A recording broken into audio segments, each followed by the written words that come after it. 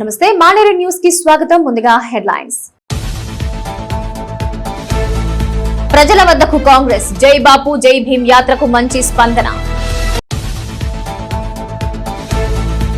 హెచ్యు భూములపై రగడ కొనసాగిన నిరసనలు. రెవెన్యూ అధికారులే జగ్గమొండ్లు ఆదాయం వస్తున్నా చెల్లించని ట్యాక్స్. రేషన్ షాపులపై నిఘా పర్యవేక్షణ లేకుంటే పక్కదారే. బులెటిన్ కి తిరిగి స్వాగతం.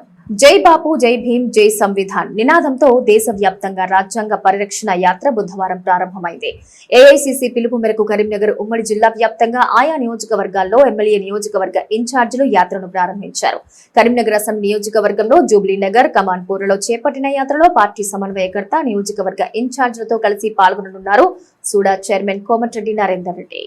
కరీంనగర్ అసెంబ్లీ నియోజకవర్గంలో రాజ్యాంగ పరిరక్షణ యాత్ర బుధవారం ప్రారంభమైంది. కరీంనగర్ రూరల్ మండలం, జూబ్లీనగర్, కొత్తపల్లి మండలం, కమాన్పూర్ లో ఈ యాత్ర కొనసాగింది. సుడా చైర్మన్, సిటీ కాంగ్రెస్ అధ్యక్షులు కోమటిరెడ్డి నరేందర్ రెడ్డి, కాంగ్రెస్ నియోజకవర్గ ఇన్ఛార్జ్ పురుమల్ల శ్రీనివాస్, ఆయా మండల కాంగ్రెస్ నేతలు ఇందులో పాల్గొన్నారు. స్వతంత్రోద్యమంలో మహాత్మా గాంధీ, డాక్టర్ అంబేద్కర్ సేవలు గుర్తు చేసిన నేతలు రాష్ట్రంలో రేవంత్ సర్కార్ సంక్షేమ పథకాలపై ప్రచారం చేశారు. దేశంలో బీజేపీ ప్రభుత్వం తప్పుడు ప్రచారాలను ప్రజలకు వివరించేందుకు కాంగ్రెస్ పార్టీ ఈ యాత్ర చేస్తోందన్నారు.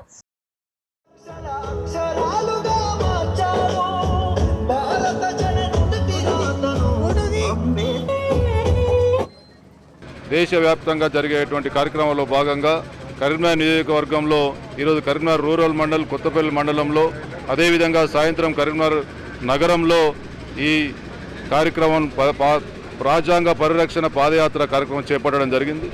దీంట్లో మరి నియోజకవర్గ ఇన్ఛార్జితో పాటు మా కరీంనగర్ నియోజకవర్గ కోఆర్డినేటర్తో పాటు అందరం కూడా స్థానిక నాయకులు, వివిధ హోదాల్లో ఉన్నటువంటి నాయకులందరూ కూడా పార్టిసిపేట్ కావడం జరిగింది. అదేవిధంగా ఈ కార్యక్రమాన్ని అన్ని స్థాయిలో మరి పూర్తి స్థాయిలో అన్ని డివిజన్లలో, అన్ని గ్రామాలలో రాబోయే 10-15 రోజులలో పూర్తి చేస్తామని, ఈ యొక్క ఏదైతే రాజ్యాంగ పరిరక్షణతో పాటు బాపూజీ యొక్క గొప్పతనాన్ని, అంబేద్కర్ గారి యొక్క గొప్పతనాన్ని, రాజ్యాంగం అమలుపరిచినటువంటి ఇస్తున్నటువంటి మనకు మరి విలువలు ఏదైతే మనకు రాజ్యాంగం ద్వారా సంక్రమించినటువంటి అధికారాలన్నింటినీ కూడా మనము ప్రజలకు మరొకసారి వివరిస్తూ వారి యొక్క గొప్పతనాన్ని తెలియజేస్తూ ఈ పాదయాత్ర కొనసాగుతుంది. ఈ పాదయాత్రలో మరి అందరూ కూడా భాగస్వాములు అవుతూ ఉన్నారు. ముఖ్యంగా ఏ ప్రాంతాలకు వెళ్ళినప్పుడు తప్పకుండా ఆ ప్రాంతానికి సంబంధించినటువంటి నాయకులు కానీ, కాంగ్రెస్ పార్టీ అభిమానులు, ప్రజలు పెద్ద ఎత్తున పాల్గొనాలని చెప్పి ఈ సందర్భంగా కోరుకుంటూ, ఆ స్వతంత్రం గురించి కొట్లాడుకుంటే ఈరోజు మనకి స్వేచ్ఛ ఉండేది కాదు. అదేవిధంగా బాబాసాహెబ్ అంబేద్కర్ గారు ఆ రోజు రాజ్యాంగం రచించి ఉండకపోతే ఈరోజు మనం వివిధ వర్గాల వారు, వివిధ కులాల వారు, పదాల వారు అయితే ఎక్కడైనా సమాన న్యాయత్వంగా ఉండే విధంగా ఉండేది కాదు. అందరికీ స్వేచ్ఛ హక్కులు కల్పించిన ఆ రాజ్యాంగం నిర్మించిన బాబాసాహెబ్ అంబేద్కర్ గారి గురించి, అదే స్వతంత్రం తెచ్చిన మన స్వతంత్ర సమరయోధులైతే బాబూజీ గారి గురించి కానీ విన్నవించుకుంటూ, ప్రజలు తెలియపరచుకుంటూ, మరియు ఈ కాంగ్రెస్ ప్రభుత్వం చేపడుతున్న పనులు ఆ రోజైతే ఏదైతే ప్రాజెక్టులు ఇచ్చిందో ఆ రోజు 104 అయితేంది, 108 అయితేంది, రేషన్ కార్డు అయితేంది, ఈ రోజు నడుస్తున్న రోడ్లు అయితేనండి, ఆ రోజు చదువుకున్న బడి అయితేంది, అన్ని చేసిన కాంగ్రెస్ ప్రభుత్వమే. మనం ఇప్పుడు మన దేశంలో ఒక ఎగ్జాంపుల్ మణిపూర్ తీసుకుందాం. మణిపూర్ మొత్తం తగలాడిపోతుంది. మొన్న ఒకవేళ సీట్లు గిట్ల వాళ్ళకి ఎక్కువ వచ్చినట్టుంటే రాజ్యాంగాన్ని చేంజ్ చేసే అవకాశం ఉంటుండే. కానీ దాన్ని మనం రాజ్యాంగాన్ని మనం కాంగ్రెస్ ప్రభుత్వం 70 ఏళ్ల పాలనలో ఎప్పుడు. బుధవారం సాయంత్రం కరీంనగర్ లో పలు డివిజన్లలో కొనసాగింది రాజ్యాంగ పరిరక్షణ పాదయాత్ర. నగరంలో కోతిరాంపూర్ వద్ద గల మహాత్మా గాంధీ విగ్రహానికి సుడా చైర్మన్ కోమటిరెడ్డి నరేందర్ రెడ్డి పూలమాల వేసి యాత్రను ప్రారంభించారు. ఈ సందర్భంగా నగరంలో 9, 10, 31, 32, 50 డివిజన్లలో యాత్ర కొనసాగించి కమాండ్ సర్కిల్ వరకు చేరుకుంది. మహాత్మా గాంధీ భారత జాతీయ కాంగ్రెస్ పార్టీకి అధ్యక్షుడిగా ఉండే 1925 అంటే ఇప్పుడు 100 సంవత్సరాలైన 2025.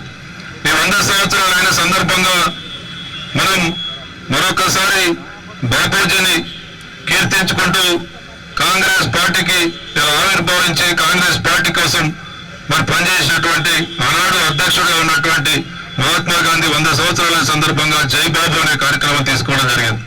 అదేవిధంగా భారతీయ జనతా పార్టీ మరి ఈరోజు మనందరికీ స్వేచ్ఛ, సమాన హక్కులు కల్పించినటువంటి రాజ్యాంగ నిర్మాత అంబేద్కర్ గారిని పార్లమెంటు సాక్షిగా కేంద్ర హోంశాఖ మంత్రి అమిత్ షా అవమానపరిచే విధంగా మాట్లాడినందుకు మరి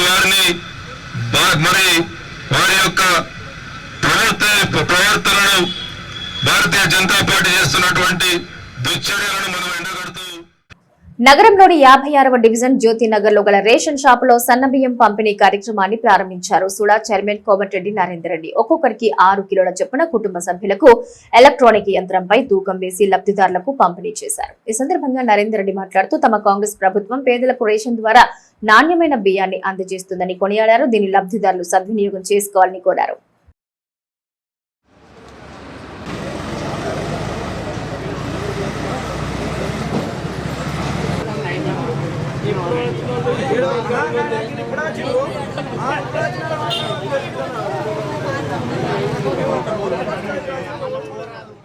హైదరాబాద్ సెంట్రల్ యూనివర్సిటీ భూములను పరిరక్షించాలని డిమాండ్ చేస్తూ సిపిఎం వినూత్న నిరసన చేపట్టింది. కరీంనగర్ తెలంగాణ చౌరస్తాలో సిపిఎం నాయకులకు సంకెళ్లు వేసి పోలీసు వేషధారణలో ఓ నాయకుడు తీసుకెళ్తూ వినూత్న నిరసన చేశారు. ఈ సందర్భంగా ఆ పార్టీ జిల్లా కార్యదర్శి మిల్కూరి వాసుదేవరెడ్డి మాట్లాడుతూ హెచ్సియు భూముల పరిరక్షణ కోసం శాంతియుత పోరాటం చేస్తున్న విద్యార్థులపై పోలీసులు దమనకాండ ప్రదర్శిస్తున్నారన్నారు. రాత్రికి రాత్రి అడవులను తగులబెట్టడం మూలంగా వన్యప్రాణులు జీవచరాలు మరణించాయని ఆందోళన వ్యక్తం చేశారు. ఇప్పటికైనా భూముల విషయంలో నిర్ణయాన్ని వెనక్కి తీసుకోవాలని ప్రభుత్వాన్ని డిమాండ్ చేశారు. ఈ కార్యక్రమంలో సిపిఎం జిల్లా కార్యదర్శి వర్గ సభ్యులు గీట్ల ముకుందరెడ్డి, గుడికందుల సత్యం, భీమా సాహెబ్, జిల్లా కమిటీ సభ్యులు శ్రీనివాస్, సుంకర సంపత్, నరేష్, పటేల్, రాజేశం, నాయకులు శనిగరపు రజనీకాంత్, గజ్జల శ్రీకాంత్, తిరుపతి, కాంపల్లి అరవింద్, రాయకంటి శ్రీనివాస్, పుల్లెల మల్లయ్య, రత్నం సురేష్, రత్నం రమ్య, భోగేష్ పాల్గొన్నారు. హెచ్సియు భూములను పరిరక్షించాలని డిమాండ్ చేస్తూ కరీంనగర్ శాతవాహన యూనివర్సిటీలో బంద్ పాటించారు విద్యార్థులు. ఏబీవీపీ ఆధ్వర్యంలో తరగతులను బహిష్కరించి నిరసన చేపట్టారు. ఈ సందర్భంగా ఆ సంఘం రాష్ట్ర సంయుక్త కార్యదర్శి మలయాళ రాకేష్ మాట్లాడుతూ విద్యార్థుల హక్కులను కాలరాసేలా కాంగ్రెస్ ప్రభుత్వం వ్యవహరిస్తోందని ఆరోపించారు. సెంట్రల్ యూనివర్సిటీ 400 ఎకరాల భూమిని కార్పొరేటర్లకు అమ్మి సొమ్ము చేసుకోవాలని ప్రభుత్వం చూస్తోందన్నారు. రాష్ట్ర ప్రభుత్వం తీసుకున్న నిర్ణయాన్ని వెంటనే వెనక్కి తీసుకోవాలని, లేని పక్షంలో సెక్రటేరియట్ ముట్టడిస్తామని హెచ్చరించారు. ఈ కార్యక్రమంలో రాష్ట్ర కార్యసమితి సభ్యులు కిరణ్మయి, జిల్లా కన్వీనర్ పూసాల విష్ణు, యూనివర్సిటీ అధ్యక్షులు బాలకృష్ణ, కార్యకర్తలు పాల్గొన్నారు. యూనివర్సిటీ డెవలప్మెంట్ కోసం ఉపయోగించే విధంగా చర్యలు తీసుకోవాలి. లేని పక్షంలో యూనివర్సిటీ ముట్టడి కావచ్చు, నీ యొక్క అసెంబ్లీ ముట్టడి కావచ్చు, తప్పకుండా నీ యొక్క సెక్రటరీ ముట్టడి కావచ్చు, తప్పకుండా చేస్తానని చెప్పేసి ఏబీపీ డిమాండ్ చేస్తూ ఉంది. లేని పక్షంలో ఈ యొక్క విద్యార్థులు ఒక మత ఏకమై ఈ సెక్రటరీ నువ్వు ఎక్కడున్నావు కూడా నీ యొక్క మంత్రులను కావచ్చు, నీ ఎమ్మెల్యేలను కావచ్చు, ఎక్కడ కూడా తెలియ కూడా చేస్తామని హెచ్చరిస్తా ఉన్నాం. ఈ యొక్క మీరు వెంటనే మీ నిర్ణయం ఏదైతే ఉందో దాన్ని వెంటనే వెనక్కి తీసుకొని ఈ యొక్క యూనివర్సిటీ ల్యాండ్ను యూనివర్సిటీకి కేటాయించి అక్కడ ఎన్నో రకాల జీవ జంతువులు జీవిస్తూ ఉన్నాయి. కానీ వాటిని కూడా పట్టించుకోకుండా మీరు రాత్రికి రాత్రే దాన్ని కమర్షియలైజ్ చేస్తూ తమ చేతుల్లోనే అధికారం అడిగేదెవడు అన్నట్లుగా ఇన్నాళ్లు వ్యవహరించారు. రెవెన్యూ, మున్సిపల్ ఇలా ఆయా శాఖల అధికారులను చెప్పు చేతల్లో పెట్టుకున్నారు. సంవత్సరాల పాటు ఆస్తి పనులు కట్టకుండా అద్దెలు వసూలు చేసి ఇష్టారాజ్యంగా వ్యవహరించారు. అన్ని రోజులు ఒకేలా ఉండవన్న విషయాన్ని ఇప్పుడు తెలుసుకున్నారు. మున్సిపల్ కమిషనర్ కూడా జులిపించడంతో డొంక కదులుతోంది. ఆస్తి పనులు చెల్లించకపోవడంతో కరీంనగర్ కలెక్టరేట్ ఎదుట గల రెవెన్యూ క్లబ్, కమర్షియల్ కాంప్లెక్స్ లకు మున్సిపల్ అధికారులు లాక్ వేయడంతో అసలు గుట్టు రట్టయింది. నగరంలోని కలెక్టరేట్ ఎదురుగా ఉన్న revenue garden, revenue club, commercial complex ను సీజ్ చేసిన విషయం తెలిసిందే. మున్సిపల్ కార్పొరేషన్ కు 87 లక్షలు డిమాండ్ కాగా 90% వడ్డీ మాఫీ పోగా 34,80,000 చెల్లించాల్సింది. 2 సార్లు డిమాండ్ నోటీస్ ఇచ్చినా కూడా స్పందించకపోవడంతో భవనాలను సీజ్ చేశారు మున్సిపల్ అధికారులు. కాంప్లెక్స్ షట్టర్లను సీజ్ చేసినప్పటికీ రెవెన్యూ అసోసియేషన్ పాలక వర్గంలో కదలిక లేకుండా పోయింది. దీంతో వ్యాపారులు రోడ్డున పడ్డారు.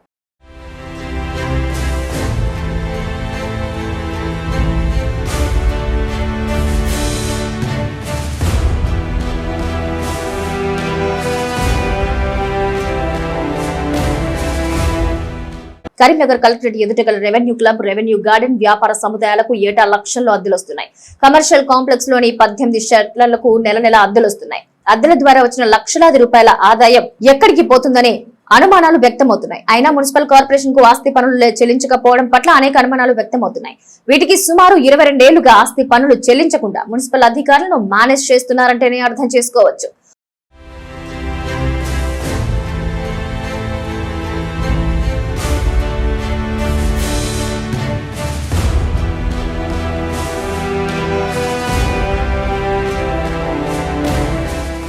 ఓ పేద మధ్యతరగతి యజమాని 1 సంవత్సరం ఆస్తి పన్ను కట్టకుంటేనే ఒత్తిడి చేసి వసూలు చేసే మున్సిపల్ అధికారులు ఇలా సంవత్సరాల తరబడి బకాయిలు చేయకుండా నిర్లక్ష్యం చేయడం సర్వత్రా చర్చనీయాంశంగా మారింది. ఆస్తి పన్ను బకాయిలు 90% వడ్డీని మాఫీ చేస్తున్నట్లు రాష్ట్ర ప్రభుత్వం ఆఫర్ ఇచ్చినప్పటికీ చెల్లించకపోవడం లెక్కలేనితనంగా పలువురు అభిప్రాయపడుతున్నారు. రెవెన్యూ క్లబ్ సంక్షేమ సంఘం పాలక వర్గంలో ఇంకెన్ని లొసుగులున్నాయో తెలియని పరిస్థితులు నెలకొన్నాయి. ఇంత జరిగినా రెవెన్యూ ఉన్నతాధికారులు పాలకవర్గం స్పందించకపోవడం విశేషం. 3 నెలల నుంచి తిరుగుతూ బకాయిల వారికి అందరికీ నోటీసులు ఇచ్చుకుంటూ చివరికి జప్తు నోటీసులు కూడా జారీ చేసినాను. చెల్లించిన వారి ఆస్తులను సీజ్ చేస్తూ వస్తున్నాం. అందులో ఇప్పటి వరకు 8 ఆస్తులను సీజ్ చేయగా 6 చెల్లించారు. గార్డెన్ మరియు రెవెన్యూ క్లబ్ వాటికి సంబంధించిన కమర్షియల్ షాపులను కూడా సీజ్ చేయడం జరిగింది. ఇట్టి విషయమే వారికి పలుమార్లు చెప్పినాను, వినకపోవడం వలన నిన్న రెవెన్యూ గార్డెన్, రెవెన్యూ క్లబ్ మరియు కమర్షియల్ షాపులను సీజ్ చేయడం జరిగింది. కరీంనగర్ ఎమ్మెల్యే గంగుల కమలాకర్ ను పలువురు కలిసి వేడుకలకు ఆహ్వానించారు. 6న జరిగే శ్రీ సీతారాముల కళ్యాణ వేడుకకు రావాలని వీరబ్రహ్మేంద్ర స్వామి ఆలయ కమిటీ ప్రతినిధులు కోరగా రేపు నగరంలో జరిగే దొడ్డి కొమరయ్య జయంతి వేడుకలకు ఆహ్వానించారు కురుమ సంఘ ప్రతినిధులు. ఈ సందర్భంగా ఎమ్మెల్యేలను ఆయా సంఘాల ప్రతినిధులు సత్కరించారు. కరీంనగర్ క్యాంప్ ఆఫీస్ లో ఎమ్మెల్యే గంగుల కమలాకర్ ను కలిశారు. కమాండ్ పోతులూరి వీరబ్రహ్మేంద్ర స్వామి ఆలయ కమిటీ ప్రతినిధులు ఎమ్మెల్యేను మర్యాదపూర్వకంగా కలిసిన ధర్మకర్తల మండలి సభ్యులు ఈ నెల 6న ఆలయంలో జరిగే సీతారాముల కళ్యాణానికి రావాలని ఆహ్వానించారు. ఈ కార్యక్రమంలో మాజీ కార్పొరేటర్ నాంపల్లి శ్రీనివాస్, ధర్మకర్తల మండలి చైర్మన్ ముత్తోజు రామ్ కుమార్, ధర్మకర్తలు వెంగళం రామకృష్ణ, యదులాపురం మహేష్, గోగులకొండ నరసింహాచారి ఉన్నారు. ఎమ్మెల్యే గంగులను కలిశారు. నగరంలో విద్యానగర్ బీరప్ప కురుమ యువజన సంఘం ప్రతినిధులు కురుమల ఆరాధ్య దైవం దొడ్డి కొమరయ్య 98వ జయంతి వేడుకలుగా ఆహ్వానించారు సంఘ ప్రతినిధులు. ఈ సందర్భంగా వారు ఎమ్మెల్యేకి పుష్పగుచ్చాన్ని అందించి సాల్వాతో సత్కరించారు. ఈ కార్యక్రమంలో బీఆర్ఎస్ పార్టీ డివిజన్ అధ్యక్షులు తొంటి రాజేందర్, కమిటీ బాధ్యులు బండారి శేఖర్, మేకల సంజీవ్, ఎలకపల్లి రాజేష్, చిగుళ్ల రాజు, కర్రె రాజేందర్, సంద సంతోష్, బోడపట్ల కుమార్, కంబళ్ల సంజీవులు ఉన్నారు. రాజన్న సిరిసిల్ల జిల్లా వేములవాడ శ్రీ రాజరాజేశ్వర స్వామి ఆలయంలో శ్రీరామ నవరాత్రోత్సవాలు కొనసాగుతున్నాయి. ఇందులో భాగంగా ఆలయంలో రాజరాజేశ్వర స్వామి వారి నెమలి వాహనంపై ఊరేగించారు. శ్రీ పార్వతీ రాజరాజేశ్వర స్వామి, శ్రీలక్ష్మి సమేత అనంత పద్మనాభ స్వామి వార్ల ఉత్సవమూర్తులను అందంగా అలంకరించి ఆలయ వేద పండితులు, అర్చకులు ప్రత్యేక పట్టణ పురవీధుల్లో ఊరేగించారు. ఈ సందర్భంగా దారి పొడవునా భక్తులు స్వామివార్లను దర్శించుకుని తరించారు. ఈ కార్యక్రమంలో ఆలయ ఏఈఓ శ్రవణ్ కుమార్, పర్యవేక్షకుడు నరసయ్య, అర్చకులు, భక్తులు పాల్గొన్నారు.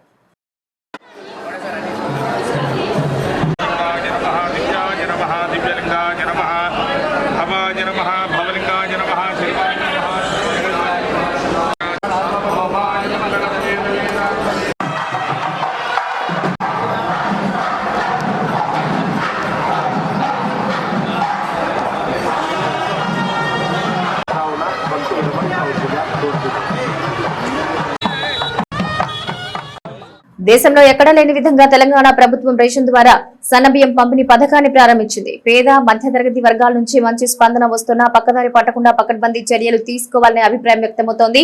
తూనికల్లో మోసం, బ్లాక్ దందాపై సర్వత్రా అనుమానాలు వ్యక్తమవుతున్నాయి. రేషన్ షాపుల నిర్వాహకులు సమయపాలన పాటించకుండా, నో స్టాక్ పేరుతో లబ్ధిదారులను తెప్పించుకోకుండా సివిల్ సప్లై, రెవెన్యూ శాఖల అధికారులు తనిఖీలు ముమ్మరం చేయాలని పలువురు కోరుతున్నారు. ఉగాది తెలుగు సంవత్సరం రోజున సన్నబియ్యం పంపిణీ పథకాన్ని ప్రారంభించింది తెలంగాణ సర్కార్. దేశంలో మొట్టమొదటిసారిగా తెలంగాణలో ఫైన్ రైస్ పంపిణీ జరుగుతోంది. ఆదివారం CM Revanth Reddy civil supply శాఖ మంత్రి ఉత్తమ్ కుమార్ రెడ్డి లాంఛనంగా ప్రారంభించగా ఆయా జిల్లాల్లో మంత్రులు, ఎమ్మెల్యేలు, ఇతర ప్రజా ప్రతినిధులు ఈ కార్యక్రమాన్ని చేపట్టారు.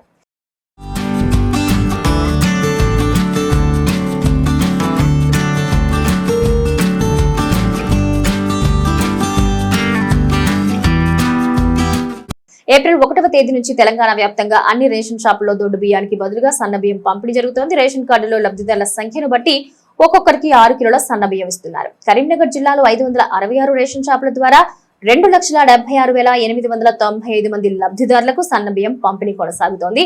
ఈ ఏప్రిల్ మాసానికి జిల్లాలోని 8,04,498 మంది లబ్ధిదారులకు 51,31,872 కిలోల సన్న బియ్యం పంపిణీ చేస్తోంది సివిల్ సప్లై శాఖ.